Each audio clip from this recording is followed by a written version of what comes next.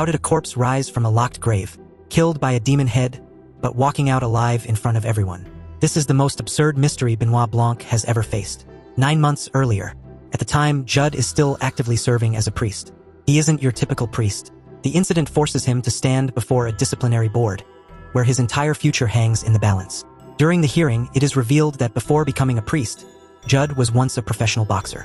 He pleads with the board to give him another chance. He wants to move forward and dedicate himself to spreading the message of Jesus, love, and forgiveness. After the hearing, Bishop Langster speaks with Jud outside. He informs Jud that they give Jud another chance and he will be reassigned to parish called Our Lady of Perpetual Fortitude. This is a dying church led by Monsignor Jefferson Wicks, where the population and the hope is dropping by the year. Langster believes the church needs someone who speaks the way Jud does. Jud arrives at the church and the vibes are immediately off. The crucifix on the wall, empty. No Jesus. Before he can even settle in, Father Wicks storms in, accusing Jud of trying to steal his church. Jud says that is not his intention. Wicks introduces him to Martha, the woman who handles cleaning and most of the daily work at the church. She cleans, organizes, and even plays the organ during services. Wicks asks Jud to hear his confession. But instead of confessing sins, Wicks starts graphically describing his own private time, just to mess with Jud. It is Wicks's way of testing and provoking him. It's a power move. Jud realizes this guy is a total psycho. Jud learns about another church employee named Samson Hole, who works as the gardener and is also Martha's lover. Samson admits that he once struggled with alcoholism. He explains that Wicks used to drink heavily as well, and one day told him that if he could stop drinking, then Samson could too. Samson says those words gave him the strength to stay sober. Later, Jud measures the empty space where the crucifix should be. Wicks appears and explains that the empty crucifix is intentional. He says it serves as a reminder of a sinful act committed by someone named Harlot. Jud asks Martha about Harl. She explains that Harl was actually Wicks's mother. Martha then tells Jud the history of the church. Wicks's grandfather, known as Apprentice Wicks, founded the church. He had a daughter named Grace. Grace was considered rebellious. She wore revealing clothing and lived a life seen as sinful. She became pregnant and gave birth to Jefferson Wicks. To stop Grace from continuing her lifestyle, Apprentice Wicks promised her his vast fortune if she lived under his rules. Grace agreed and stayed with him, waiting for his death. Apprentice later told young Martha that wealth is temptation. Apprentice died during his final communion. After his death, Grace immediately went to his lawyer, expecting to receive the inheritance. The lawyer told her that Apprentice had spent all the money. There was not a single penny left. The only thing he left her was a decorative statue of Jesus. Furious, Grace stormed into the church and destroyed the place. Young Martha tried to calm her and told her that her father would forgive her. Grace attacked Martha before others arrived to restrain her. Grace later died after smashing into Apprentice's tomb. Now let's meet the regulars. Vera Draven, the local attorney. Her dad was Wicks's drinking buddy. Cy, Vera's adopted brother. He's a failed politician who everyone knows is actually her dad's illegitimate son. Dr. Nat Sharp, a doctor who turned into a raging alcoholic after his wife left him. He's desperate to get her back. Lee, a sci-fi writer whose career is tanking because he moved here to escape the liberal environment. He's writing a book about Wicks to save his career. Simone, a wealthy woman used to play violin but stopped because nerve disability. She's donating huge money because she believes faith will heal her. Wicks is a highly charismatic figure. He keeps his inner circle close. Wicks has a method. He picks a newcomer, bashes them publicly, and if they leave, he wins. If they stay, he owns them. Jud hates this toxic leadership. He tries to organize a secret meeting with the flock to share his own story of redemption, how he killed a man in the ring and found Christ. He suggests they don't need Wicks to find God. The group asks if Wicks knows about the meeting. Jud says he will inform him. Cy, being a snitch, messages Wicks. The group feels the meeting is inappropriate without Wicks present. One by one, they leave. Martha tells Jud that his little coup failed. He states that the congregation fears Wicks. Martha says she can pray and confess openly, even in front of Wicks. Jud later sees Martha leaving the confessional. Wicks comes out next. Wicks starts mocking Jud again in a confession, but this time Jud snaps. He reveals he saw Wicks's medical report. Wicks has erectile dysfunction. Jud tells him that he is angry because he is impotent, so he takes it out on the church. Jud calls out the hypocrisy. Nat needs to move on. Lee is paranoid. Simone is being scammed, and Cy is ruining their reputation. Wicks just punches Jud. Jud instinctively gets into a boxing stance but holds back. Wicks laughs, claiming the world, Marxists, feminists, is out to get them, and he's holding the line. Jud tells him he's a cancer that needs to be cut out. Wicks just performs a mock absolution and leaves. Later, Jud notices that Wicks had a private meeting with the congregation. When Jud enters, Wicks throws a book at him. Jud leaves. He later drinks heavily at a bar. He accidentally breaks lamp shaped like a wolf's head. The bar owner tells him not to worry. On the way home, Jud throws the broken wolf head through the church window and runs away when Samson hears him. It's Good Friday. Wicks delivers another intense sermon.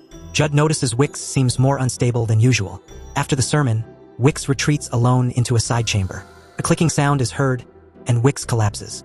Jud rushes to him and sees a wolf head behind his back. Others arrive. Wicks is bleeding badly. Nat tells Jud not to touch anything. Martha screams that the devil killed Wicks. The ambulance arrives, but Wicks is already dead. The police chief, Geraldine Scott, immediately blames Jud. She says Jud was last seen with the wolf head and openly hated Wicks. She shows a video where Jud threatened Wicks that was recorded by Sci and uploaded to his YouTube channel. Frustrated, Jud is praying in front of the empty crucifix when a man with a southern drawl walks in. Benoit Blanc. Blanc admits he's not religious. His mom was, but they had a complicated relationship. He critiques the church as storytelling to reinforce lies. Jud laughs and says, "It is storytelling, but to reveal truth." Blanc is impressed. Geraldine enters and reveals she called Blanc. Blanc introduces himself as a private detective investigating Wicks's murder. He observes Jud's exhaustion and guilt. Blanc believes he's innocent. He drags Jud along to investigate. They check the body. Blanc flips it over, grossing Jud out, like turning over meat that's been cooking way too long. The body investigation doesn't give a clue at all. So Blanc studies the scene as an impossible crime. 1. Was he stabbed before entering? No, Jud saw him walk in fine. 2. Was he stabbed from outside? The room has an open side, but the flock would have seen anyone approach. 3. Was there a device that launched the knife? Blanc checks the walls. Nothing. They finds books in the church book club that outline locked room murder techniques. Blanc says, "This isn't just a book. It's a syllabus on how to commit an impossible crime, and the whole flock has read it." They go to the bar. The owner says the lamp wasn't red, but the murder weapon was red. They notice in photos that Dr. Nat's bag was at the bar earlier, and strangely Dr. Nat is there in the bar, drinking alone. They check the security footage. There's a glitch right around the time of death. The technician thinks it's radio frequency interference. But Blanc notices the glitch happened after the fall, when Jud went to check on the body. Blanc takes Jud back to the church and scolds him. Jud wrote a testimony but left out a detail. He saw Wicks drinking. Jud admits he hid the whiskey bottle to protect Samson's sobriety. Blanc is furious.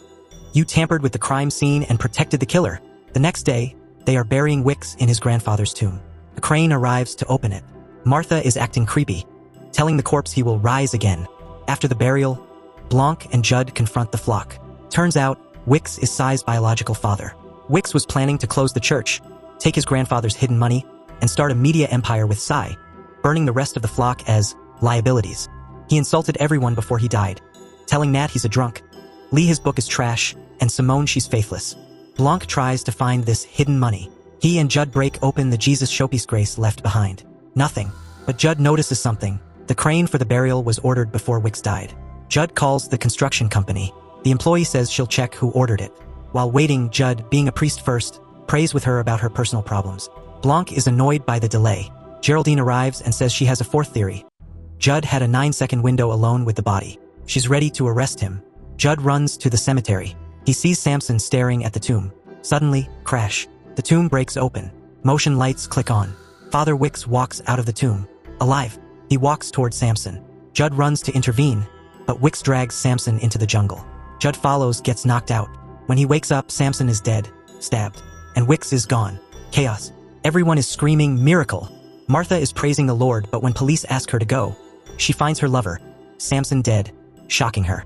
With this situation, Blanc isn't buying it. Blanc and Jud rush to Dr. Nat's house. It's trashed. They go to the basement. It smells vile. They find an acid tub. Inside, Wicks's real body, or what's left of it. So who came out of the tomb? They find a skeleton in the tub with a wedding ring. It's Dr. Nat. They gather everyone at the church. Blanc lays it out. The murder of Wicks. It was Nat and Martha. The drink in the breaker box was spiked with tranquilizers. Wicks drank it, passed out. The clunk sound. The devil head on his back, prop painted red with threads attached. Nat pulled the thread to make it bleed. When he went to check the body, he stabbed him with the real weapon. But then Blanc pauses. He admits that he can't explain the resurrection. He feigns defeat. Sci records this miracle confession. But it's a trap. When everyone is out, Blanc gets Martha to talk. Martha reveals the truth about Apprentice Wicks. He didn't spend the money. He swallowed a massive jewel worth millions. The Adam's apple. Right before he died so Grace couldn't have it. Martha knew the jewel was inside his skeleton in the tomb. She needed a way to open the tomb legally. So, She convinced Nat to help her kill Wicks and stage a resurrection. The plan: kill Wicks did by Nat, put his body in the tomb. Exchange Wicks's body with Samson before putting in the tomb. Samson retrieves the jewel from the Wicks grandfather's ribcage and wait for Nat's signal. Samson dresses as Wicks and walks out, the miracle, to be captured on camera. Samson and Nat escape and they share the money. But Nat got greedy. He knocked out Jud in the woods, killed Samson, who was helping them move the body, and tried to frame Jud. But Martha was steps ahead. She already knew Nat killed Samson. When they met to split the loot, she switched their coffee cups. She poisoned Nat. Nat realized it too late, tried to run, and died. Martha dissolved his body in the acid tub. Martha realizes the game is up. She reveals she has already drunk the poison. She asks for forgiveness for her victims, and even for grace. Jud gives her absolution as she dies in his lap. The jewel falls from her hand. 1 year later, Jud reopens the church. The toxic flock has scattered. Lee published his book. Vera moved on. Cy is still chasing money and threatening to sue. But the miracle of Wicks' cult is still out there. Jud is ready. He has fixed the crucifix. And inside the plaster Jesus, he hid the jewel. The Adam's apple is finally back where it belongs. If you enjoyed this recap, smash that like button and stay subscribed. Until the next one, Movie Pals.